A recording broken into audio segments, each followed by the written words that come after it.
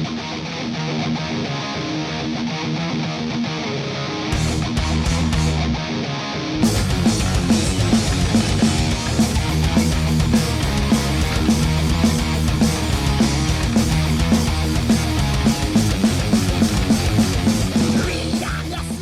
up, everybody? My name is Scott Waters, and welcome to nolifetimetal. It's time for the edition of What's Spinning. This edition of What's Spinning is it's going to be a response video to Metal Theologian and Metal Ron, Metal Theologian Aaron, or Metal Ron, who both did this Gimme 10 video, and they showed your 10 most jacked up records. And if you've been collecting for any amount of time, most likely, and you have some jacked up records, records that either, I don't know, they're just worn, but you keep them because they're yours and you like them, or they're just really jacked up and you just need to find a better copy. So, yeah, we're going to go through that, and I'm going to show those. I thought it was a really cool idea. I do have some. It took me a while to think through, like, okay, which ones do I have? But I do have some. So the first one I'm going to show is a 7-inch record, and it's the only 7-inch I'm going to show. This one I find kind of amusing. I keep it in my collection, but yeah, this thing is total garbage. This is Status Quo, rocking all over the world. Holland pressing on the Vertigo label, and this thing is just, here's the front and the back cover. As you can see, they're just, I mean, it's just destroyed. What I find amusing about this one is the, there we go, it's all written over too. You can see the Status Quo logo has some writing on it there. And on the back, it's was owned by someone named Mary Kay Galama. I assume that's a, I don't know, I can't even tell you where that's from.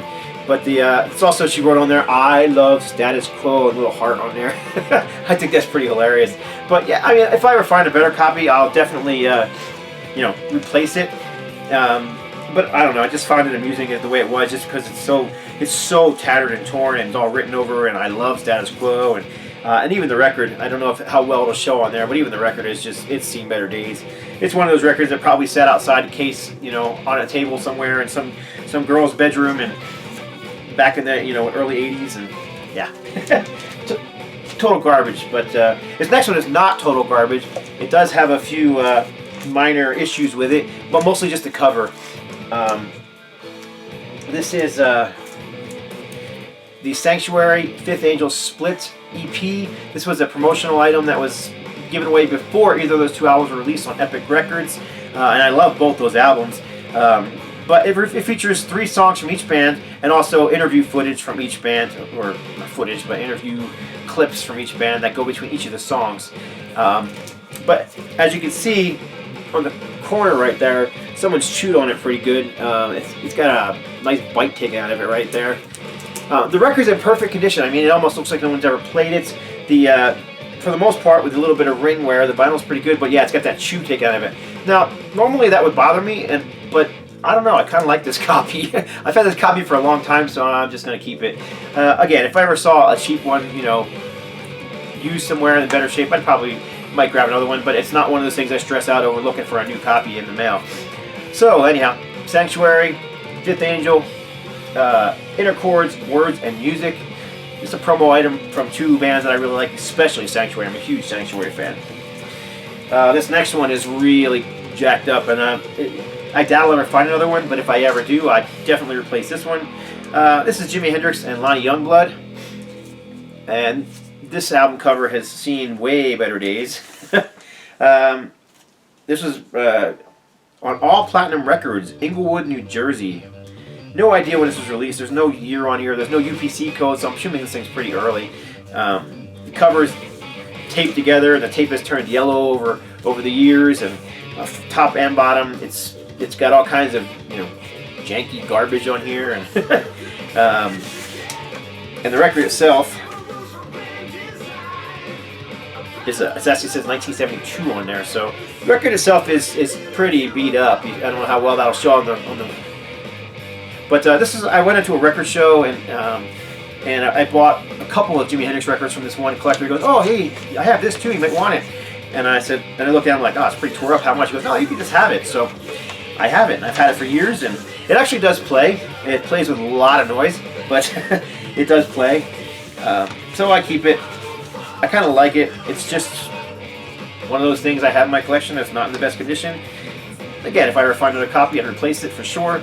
I don't even know if I'd get rid of this one though, because it's got age. It's got, you know, it's got its own charisma. It's been used and lovingly abused, and I kind of like it. So I am kind of anal about wanting my records to be in really good condition, but not all the time. So there you go. Jimi Hendrix, Lonnie Youngblood, together, Maple Records. Two great experiences together. Hi. Next up is this is a Southern rock United States Southern rock band called Hydra, and this album was actually sent to me by VC member Greeno, and he sent it to me. He told me it was tore up. As you can see, the record cover has seen better days. A lot of ring wear, a lot of wear. Again, another one with the tape holding it together on the top and the bottom. Not quite yellowing yet. But this is obviously a radio station one. It's got what is it, WVCR on the front and the back, handwritten on there. Demo version, not for sale. It's got a Elektra sleeve, and it's not on Elektra Records. It's actually Polydor Records. It is a white label promo, as you can see. Again, it has the record labels or the radio station written on it. Yeah, it's, you know, he sent it to me saying, you know, if you like this, you're going to want to upgrade it, but check it out. And the record is actually not in too bad a shape. It's used. It's probably a VG minus, somewhere in that area. But the cover is just downright gnarly. But I did like it. I liked it a lot, actually. So this is one that I did go ahead and find an upgrade copy for. This particular copy here I was going to give to another friend in the VC, and then he ended up finding a copy himself. So, but yeah, I pulled out this. And listen, even this was not perfect, but the vinyl is very good condition. There's just a little bit of wear on the cover to kind of gives it that, you know, vintage age. Nothing like a little bit of rust to give something a vintage age. And yeah, it's a great album. Hydra, you know, kind of hard rocking, southern rock stuff. Somewhere between Skynyrd and Blackfoot, somewhere in that area. So good band. I like them. Glad I was able to replace that one. This one I have the original pressing of. This is an odd repressing from Germany of the one and only Blind Faith album. Of course, that's the album that has the girl holding the airplane, the young prepubescent girl holding the airplane. This is a totally different version. Always liked the cover, but yeah, this record, and the cover's actually not in that bad condition. Here's what I like about this one. This is one of those ones, another one of those ones that was obviously loved by whoever owned it. So you got Blind Faith written on here by hand, or painted on here is actually what it is. And Stevie Winwood, Eric Clapton, David Gretsch, Ginger Baker, all the names written on there. I thought that was kind of cool. So I'll keep that with this. The record, yeah, it's pretty haggard. I wouldn't put this on my turntable. I'm sure it would play with a whole lot of noise. But well, whatever. You know, like I said, I have an original pressing on with the original cover. So this is one I just keep. It was given to me by a friend. Cool cover. If I ever find a better copy of this, I'll snag it. Might even Frankenstein it, considering this cover is actually in pretty decent shape for its age. Alright, this next one is really ratty. Matter of fact, it's so ratty I don't put it in with my other records. It's off to the side. I really would love to replace this one someday. I'm just having a hard time finding a copy. Used to have it, sold it in 1990. If you watched my Q&A video from recently, you know why I sold it. But been trying to find another copy ever since. But this is an EP from Celtic Frost. This is Tragic Serenades, and as you can see, this cover is ratty. It's been through hell and back. Always loved the band pictures on the back. Yeah, this thing is just tore up. I mean, someone just basically chewed the end of it right there. I don't know. Couldn't have been a mouse, more like a rat or a badger or something. And this is on Combat Noise, and this thing is just beat to crap. It's not even playable. I wouldn't put this on my turntable. It's just, not only is there like scratching all over it, but there's like someone tried to clean it and they did a really bad job. And then there's also someone must have had a bad needle, so there's all kinds of groove wear on this thing. Yeah, it's just tore up. So yeah, this one's definitely not one that I will ever keep or pass on anybody else. Once I find another copy, this one will see its untimely end in the trash can. It's just that beat up. Until that time, it sits away from my collection and with a bunch of other records that I don't know, just some stuff that I haven't dealt with yet. So there you go, Celtic Frost, Tragic Serenades. This next album is high on my want list. So want a better version of this, but in the meantime, I have this kind of tore up version. This is the very first Budgie album. This is what, 1972. Great UK first wave of heavy metal band. This album is fairly mellow considering how heavy they were at times. But as you can see, the cover is really tattered. As a matter of fact, let's see if I can keep this thing together. The cover is split bad and torn in the front. It's really yellowed and brittle, and again, someone has taped the cover together on the front and back.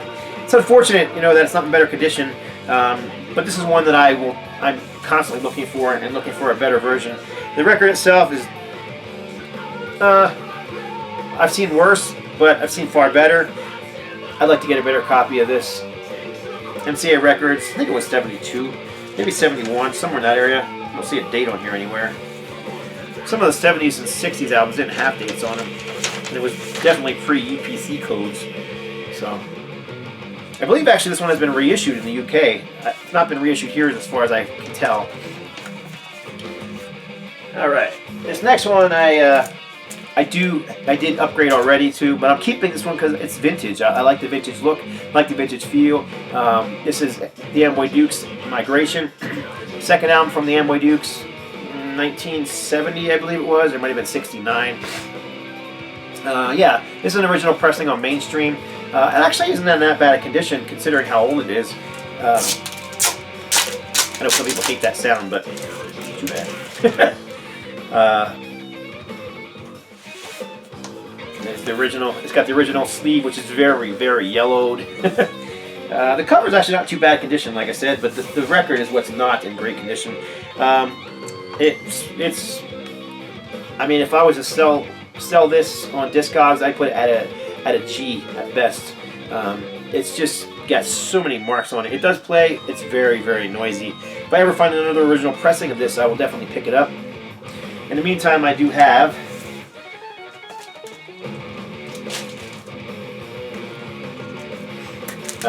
nice brand new repressing that sounds fantastic.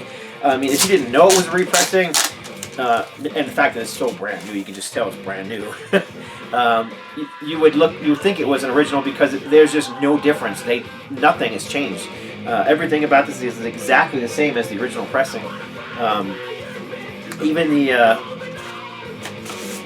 the center ring holds true to the original pressing. But this is on shiny, brand new, sparkling, clean vinyl. Sounds fantastic. So yeah, it's not a huge priority on my want list only because I have this pressing of it. But again, if I ever run across a copy, at a record show or whatnot for a decent price, I'd definitely replace it because, first of all, I'm a huge Ted Nugent fan, and I like to have all the original pressings. But again, not a big priority, not anywhere near the priority that Budgie record is. So. Amboy Dukes Migration. We're getting there, getting down to the bottom of the pile. I think I said 10. I don't know, I didn't actually count, but I'm close to 10. This one's not that bad. I mean, I've seen far worse. But this is what I'm looking to upgrade. It's funny, this used to show up everywhere, and it doesn't show up anywhere anymore. This is the remixed new cover version of Creatures of the Night by Kiss. Just really want an updated version because this one is beat up. I don't know how, but from people dropping the record inside there, the spine is just gone, and you can see it's just not in very good condition. It's just it feels very thin. It's obviously been dropped several times. It's got all kinds of creases and cracks in the vinyl, in the cover, and the vinyl itself again is if I was to sell this, I'd grade it at a G or maybe even a VG minus. But it's just, you know, for a record that's from what, 1989? Is that when they re-released this thing? 87? I can't remember when the actual year it was released. It was originally recorded in 82, remixed and re-released when the band was becoming popular in the mid-80s. I think it was around 87 as this came out. Yeah, it's got, you know, Bruce Kulick on the cover, who didn't play on the album. I just dropped it. Good thing there's carpeting right there. Yeah, we'll find another one eventually. It just doesn't show up very often, so keeping my eyes open until that time. This is a space filler in my Kiss collection. And this will be the last one. This is a great album. Love this record. And the vinyl on this is actually in very good condition. Very good plus to excellent minus. But the cover itself is a little tore up. This is Battle Axe Power from the Universe. This old school heavy metal from 1982. 84. Road Racer Records. And yeah, good album. But as you can see, you know, there's some wear on this. Looks like something got wet and stuck to it, and then someone peeled it off. Maybe it was an album that, you know, in front of it.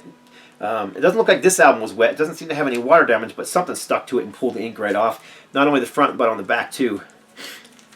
So, and again, this one's not one a priority for me to replace. I'm glad I have a copy. I do listen to and enjoy this one, so not a big deal. It's my copy. No one has one exactly like it, right?